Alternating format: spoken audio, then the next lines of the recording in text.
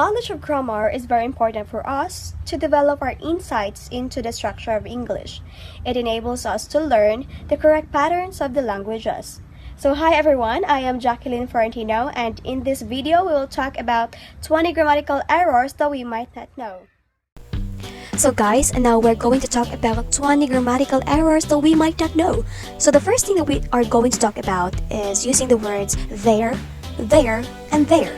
So these words have the same pronunciation, guys, but remember, they have different meanings. So let's talk about first the word there. So there is the possessive form of the personal pronoun they. It primarily works as a possessive adjective that means something is belong to a person or group of people. So we have your example, that's the Cowell's new husky dog. So instead of saying that's the Cowell's new husky dog, we are going to replace the noun in the sentence. So our new sentence is that's their new dog. Okay, we have here another example. The Cowell's new husky dog is always barking. So we're going to replace the noun in the sentence. So instead of saying the Cowell's new husky dog is always barking, we can say their new husky dog is always barking. Okay, so next let's proceed to the word there. So there are 4 rules in using the word there. So rule number 1, if you use the word there as a noun, it refers to a particular place or it indicates a general location. For example, my friend recently visited Paris and loved it. I can't wait to go there next year. So we are using the word there as a noun. So let's proceed to rule number 2. The term there can also work as an adverb. It is used to mean the opposite of the word here. So we all know that here and there are one of the examples of the adverbs of place, and it is the most commonly used adverb. So for example, come here, which means come near me. Okay, we have another example. Put it there. So it means put it away from me or put it away from the speaker. Okay, so let's proceed to rule number 3. The word there is sometimes used to modify a noun or pronoun, which means that it functions as an adjective.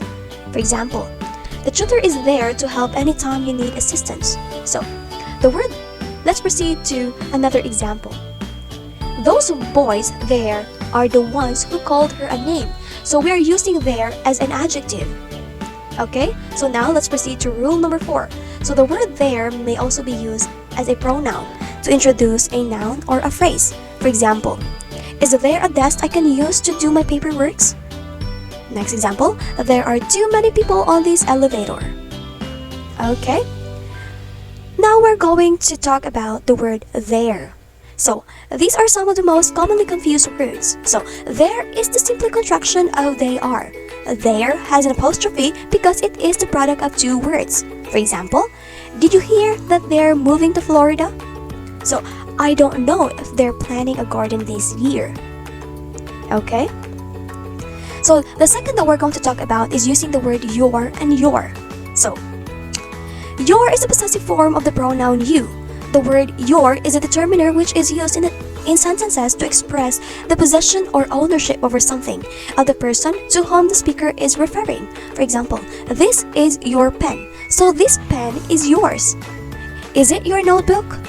What is your opinion on this matter? So the word your is an acronym used commonly for the term you are in the informal sense. So the apostrophe in a contraction represents missing letters. And in this case, the missing letter is letter A. So your is nothing but a short form for you are. So now let's look at examples to understand the use of your in sentences. So I think you're taking it seriously. You're very sweet. So instead of saying you are very sweet, we can say you're very sweet. So instead of saying you are not mature enough to take a decision solely, we can say you're not mature enough to take a decision solely. Okay, now let's proceed to using the word it's and its. So it's without an apostrophe is a possessive form of the pronoun it, and it generally used to show ownership. For example, the horse wagged its tail. The dog ate its food. So while when we say it with apostrophe, it is a contraction standing for it is or it has, and it is generally used to shorten a phrase. For example, it is a sunny day. So it can be used in place of it is. So instead of saying it is a sunny day, we can say it's a sunny day. Okay? Now let's proceed to using the word me and I. Okay, so me and I are pronouns for oneself, just like he and him, though there are obvious differences. So use the pronoun I when the person speaking is doing the action, either alone or with someone else. For example, Mimi and I went to the beach, or I went to the beach. So, me on the other hand is an object rather than a subject pronoun when you are talking or referring to yourself, but in a manner that describes you as an object rather than as a subject. It is me rather than I that has to be used. So, use the pronoun me when the person speaking is receiving the action of the verb in some way, either directly or indirectly. For example, Dad brought a glass of milk for brother and me. So, the direct object here is brother and me. Or me. Okay? Now let's proceed to the word to and do. Okay, to and to are commonly confused words. People seem to mix these two funny little words all over the place, and it's something that can happen to anyone. So, to is a preposition and a versatile little word that can be used to say many things. You can use it to indicate a direction of movement as well as a place of arrival. So, for example, I'm going to the shop. So, you're using the word to as a direction of movement. So, when we say to, it can be used instead of besides, in addition, also, or as well. But you can also use it for other things too, like when you want to indicate excessiveness. For example, I am Gemini too. Or the coffee is too hot. So it means the coffee is too hot that it was supposed to be.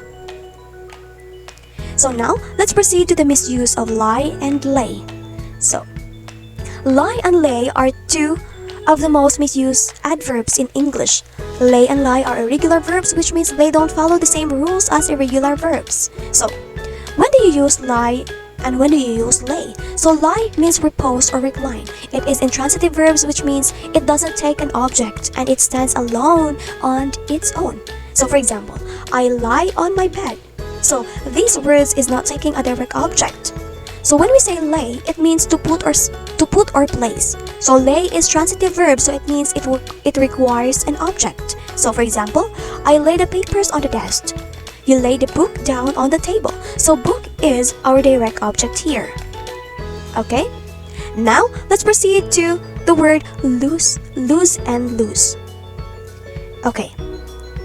How are lose and lose defined? So lose and lose have different meanings, functions, and pronunciations. So lose is a verb that means to fail to win, or to misplace, or to free oneself from something or someone. So for example, I hope my team doesn't lose the game. So in other hand, loose is an adjective used to describe things that are not tight or contained. For example, these pants are too loose in the waist, so it means the pants are not too tight in the waist. Okay, now let's proceed to then and then. So, then and then are among the 100 most frequently used words in English language. So, and the fact that they're so common means they're also commonly misused. So, then and then are homophones that sound alike but have different meanings. So then can function as an adjective, adverb, or a noun.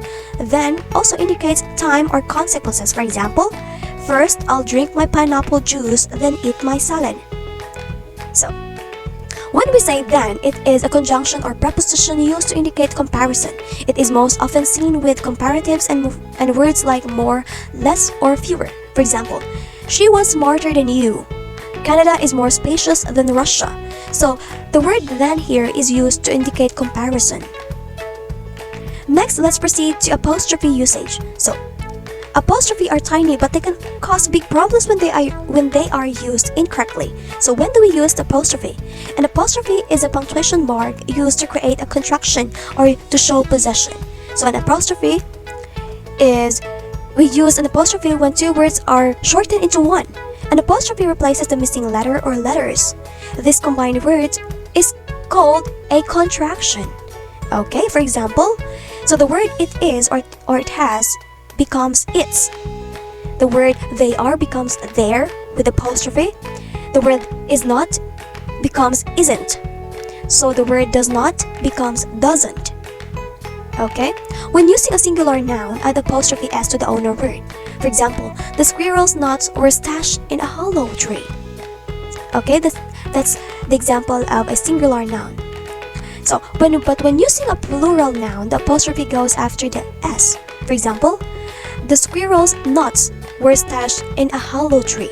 So you see the difference, guys, on where to put the apostrophe in a proper place. So remember that you do not use an apostrophe after a possessive pronoun such as my, mine, ours, his, hers, its, their, or theirs. For example, my mother's cabin is next to his cabin. So we can see that this sentence is wrong. So instead of that, we can say my mother's cabin is next to his cabin. So we don't need to put apostrophe. Next is using commas in separating series of items. So improper comma use is one of the most common grammatical errors in academic writing. So use commas to separate items in a series of 3 or more things. So according to the Little Brown Compact Handbook, a comma must be used between 3 or more items of equal importance. So remember that item may refer to a words, phrases, or clauses. So when a conjunction joins the last 2 elements in a series, a comma should appear before the conjunction. So the most common conjunctions can be remembered with the acronym FANBOYS. So FANBOYS stands for and, nor, but, or, yet, and so. So we have here example, I bought hot dog, cheese, and bread. So we have to put a comma after the word hot dog to separate items, and we don't need to put comma after the word cheese because we have here conjunction to separate the elements. Okay, now let's proceed to the lack of subject-verb agreement. So confusion over subject-verb agreement can be the source of many grammatical errors. A sentence must have subjects and verbs that agree in number. If the number is singular, its verb must also be singular. So if the subject is plural, its verb must also be plural. So remember that in the present tense, nouns and verbs form plural form in opposite ways. So nouns adds an letter s to the singular form verbs and remove the letter s from the singular form. Okay, for example, in singular form, the dog chases the cat. In plural, the dogs chase the cat. So in this sentence, we can see the difference, guys, in using the word, in using the subject, and in using the verb. Okay. Next, let's proceed to the misplaced modifiers. So, modifiers dress up otherwise plain sentiments. However, it is important for modifiers to stick close to the word or words they're modifying. So misplaced modifiers happen when a modifier has been separated in a sentence from the word it modifies. So misplaced modifiers can weaken or twist the intended meaning of a sentence, thus creating a sense of ambiguity or absurdity. For example, she saw a puppy and a kitten on the way to the store. So this sentence is kind of not proper. So our goal is to modify it. So in the result, the answer is, on the way to the store, she saw a puppy and a kitten. So we have another example. She served sandwiches to the children on paper plates. So this sentence makes it seem like the children were on the paper plates. So the goal is to modify the sandwiches. So the answer is, she served the children sandwiches on paper plates. So our sentence looks more proper. Okay, now we're going to proceed to sentence fragments. So sentence fragments are also common grammar mistakes. A sentence needs to have a subject and a verb. A fragment often happens after another related idea has been exposed. While it may be punctuated to look like a complete sentence, a fragment cannot stand on its own. So for example, because of the rain. So because of the rain doesn't form a complete thought. It leaves us wondering what happened because of the rain. So to complete it, we need further explanation. So because of the rain, the party was cancelled. Okay? So we have another example. Looking forward to see you. So this sentence lacks a subject. So adding subject will build a stronger, more confident sounding sentence. So instead of looking forward to see you, we can say, I'm looking forward to see you. Okay, now we're going to proceed to missing commas. Okay, commas in a compound sentence. So, missing a compound sentence expresses two complete and related ideas, and it usually includes a conjunction to connect these two parts. So, a missing comma in a compound sentence creates an error because you have two sentences connected without a proper boundary between those sentences. Okay, for example, my father likes to hunt deer, but I like to fish. So, it's kinda not proper, so we have to change it. So we have to put a comma.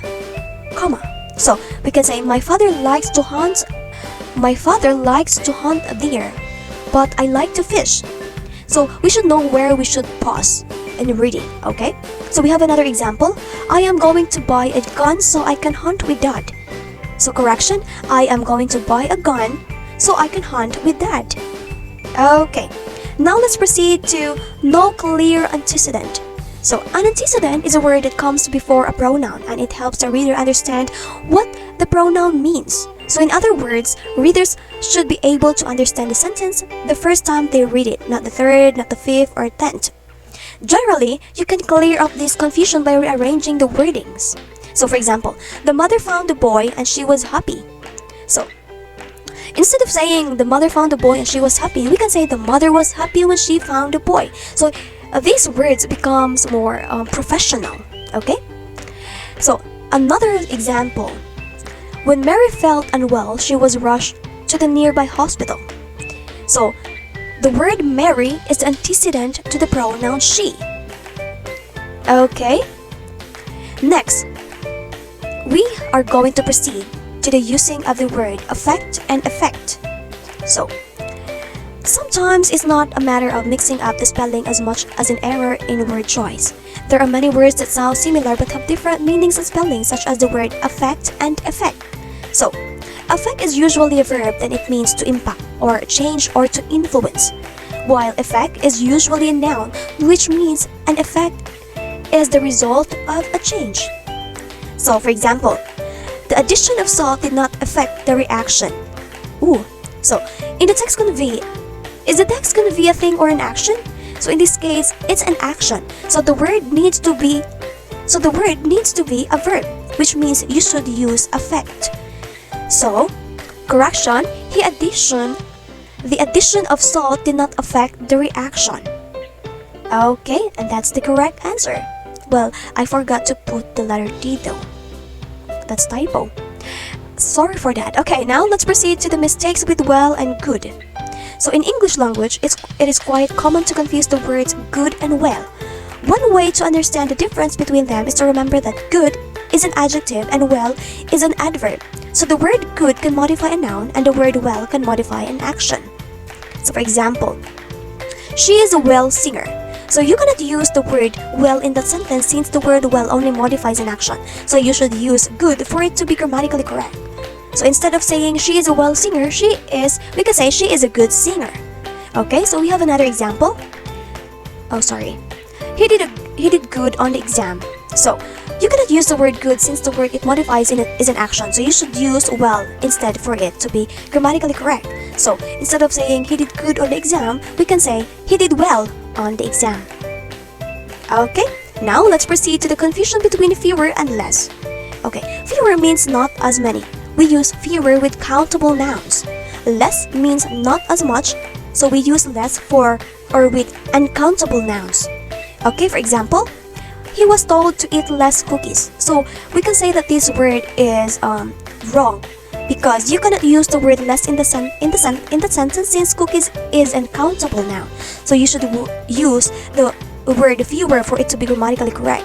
So instead of saying he was told to eat less cookies, we can say he was told to eat fewer cookies. Okay? Okay, we have another example. So, could you give him fewer milk next time? So, what can you say about this? So, you cannot use the word fewer since milk is an uncountable noun. So, instead of saying, could you give him fewer milk next time? So we can say, or you can say, could you give him less milk next time? So since milk is uncountable noun. Okay, now we're going to proceed to mixing up adverbs and adjectives. So if you mix up adverbs and adjectives, this can be a grammar mistake too, because because mixing up adverbs and adjectives happens most often with the words that ends in ILY. For example, Merlin gave me a real nice bouquet of flowers. So the correction of that is that Merlin gave me a really nice bouquet of flowers. So it is now grammatically correct. So we have another example. Well, that's a real nice of you. So the correction, well, that's a really nice of you. Okay. So the last but not the least, we have to talk about the prepositions at the end of the word. So it is not an error to end a sentence with a preposition, but it is a little less formal, especially when you are writing an academic paper. Okay, for example, that is a situation I have not thought of. So this isn't correct since the word of is a preposition. So our job is to make this sentence correct. So the correct word of this is the correct sentence is that is a situation of which I have not thought. So it looks more professional and grammatically correct. So the next example is she is a person I cannot cope with. So correction, she is a person with whom I cannot cope. So it is now grammatically correct.